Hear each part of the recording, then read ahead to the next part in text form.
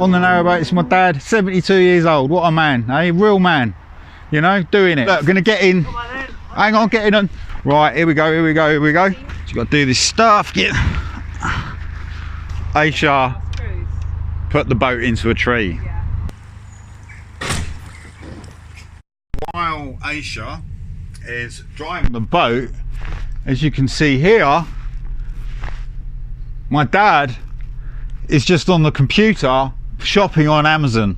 Okay, my dad has set up a vlog as well, right. So you can see, and he actually inspired me to do this vlog because I started doing vlogs of him and Aisha when they got the narrowboat, which you can see on the channel. And Aisha said she wanted a cup of tea, Dad.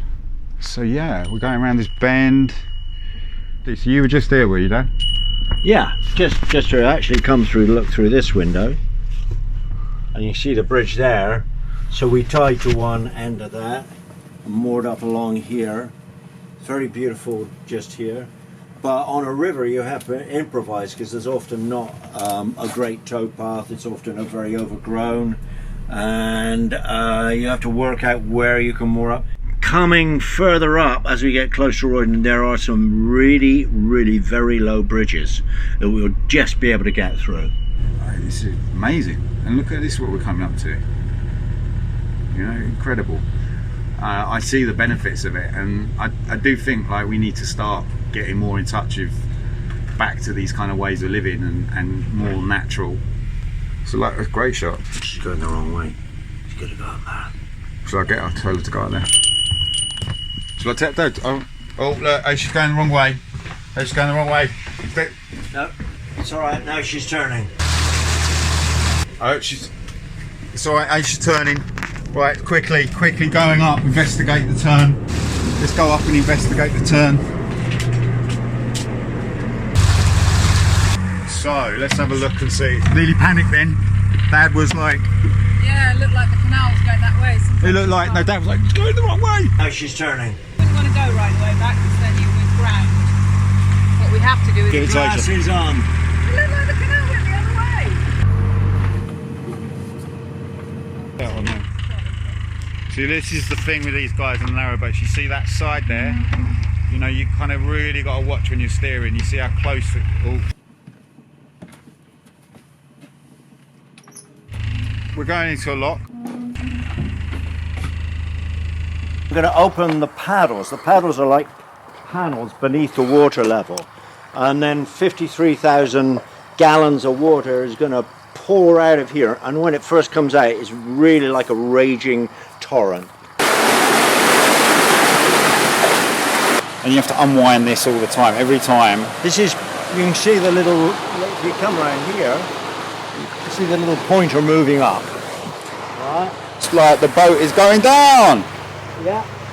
So it goes down and down and down, all the water comes out. That was when the locks invented, Dad. Have to. People say the Chinese invented them thousands of years ago. The Greeks did it.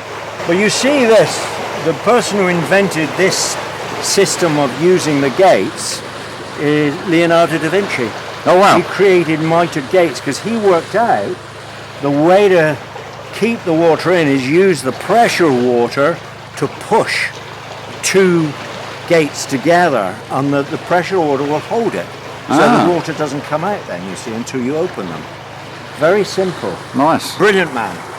Aisha's down it, going down into the depths of the inner earth. But I have my cup of tea, so I'll probably survive. Okay, this is where you can sink your narrowboat. So here it is. As you go down, you see that ledge there? Oh! If you get your back of your boat caught on that, which people do, it will hoist the back of the boat up, force the bow, the pointy end, down into the water, at which point you do a Titanic manoeuvre and the boat fills with water and you sink. 1769, the River Stort opened to navigation, flowing into the Lee, that's the next river, and onwards to the Thames. Then out into the sea, and so to all the ports of the world. Oh, Aisha's whistling. Open it up. Here we go. This is the moment, guys, you've been waiting for. This is it. The gates of heaven have opened. how many miles between each lock? It depends on the waterway. The most we've done is 21 locks, which is Hatton, which is up in the Midlands. 21 locks. So you did that in one day? No, we did it in a day and a half. Lightweight. Yeah. I thought you were tough, Dad. I thought you were hardcore. Well, we're on the lock. Look, H is smiling away, happy as Larry. In the rain. You know, at first when my dad got a boat, I was a bit concerned 2 years ago. He was 70 years old. And I thought, what's he doing? Like, you know, he's always been an adventurer and an amazing person. And I thought, what's he doing? But now, you know, I see what they're doing and I see how happy he is and how healthy he is. It's absolutely amazing. You know, to go on a boat, like, at 72, it's pretty adventurous, pretty damn brave as well. There's not a lot of people that I've ever met that have had that ability to just go and do that and go through it. And I think you know, I think people need to do it more. Shopping on Amazon, looking, yeah, making it. Oh, it's hard, isn't it? It's hard in there. It is. It's really tough staying along. It's just mooring up here because it's too wet, I think, to manoeuvre. See, what comes with great adventure is also hard work. Certainly isn't a walk in the park doing a boat, you know. I mean, look, it's the man there is pulling a ton of steel. You have to conserve energy, you see. Don't waste energy, just use your body weight. Again. See, look, there's even the techniques. Look at these techniques. What's this? I'm just saying there's a technique here. It's a great photo actually. Just hold it there. Oh, hang on, sorry. I'm just going for another lock here. She's doing a fantastic job for a Raymac on there. You can see there how close you get to the sides. I think this is quite good, this canal.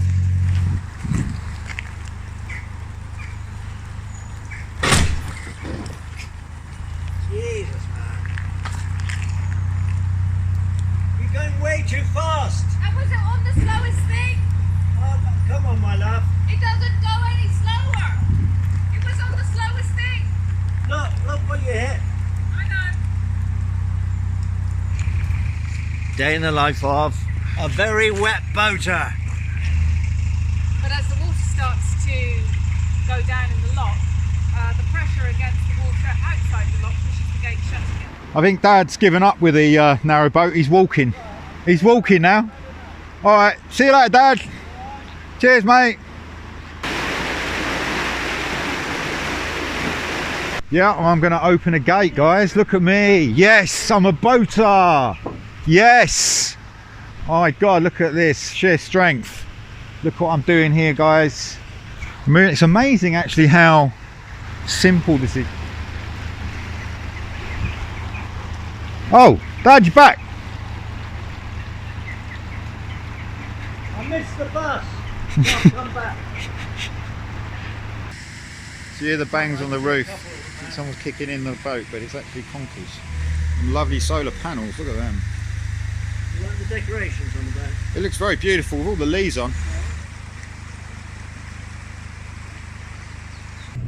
Getting close to Roydon Lock, where there's a lovely little old boaters cafe there, and where they sell coal and gas and all kinds of stuff for boaters.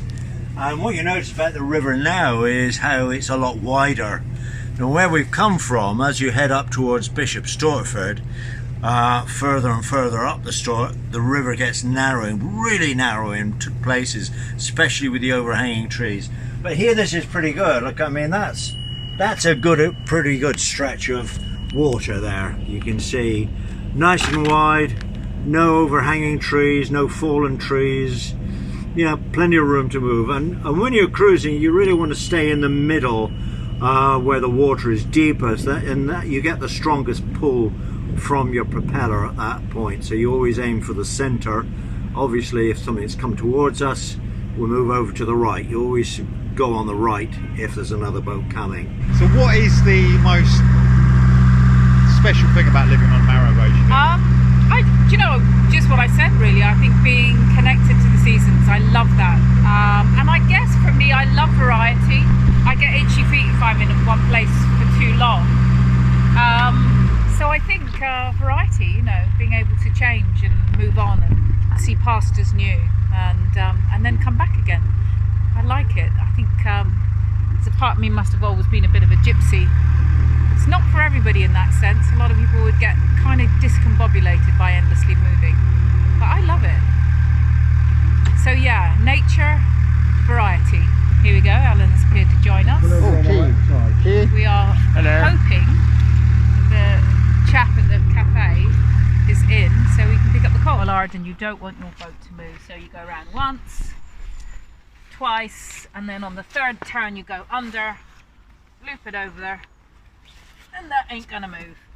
So they were quoted for this window to be fitted. I think they were quoted £650, and they actually ended up doing it themselves. So they ended up putting in the window, and obviously it's a bit of a task and you might be new to it, but they've just saved themselves 550 quid.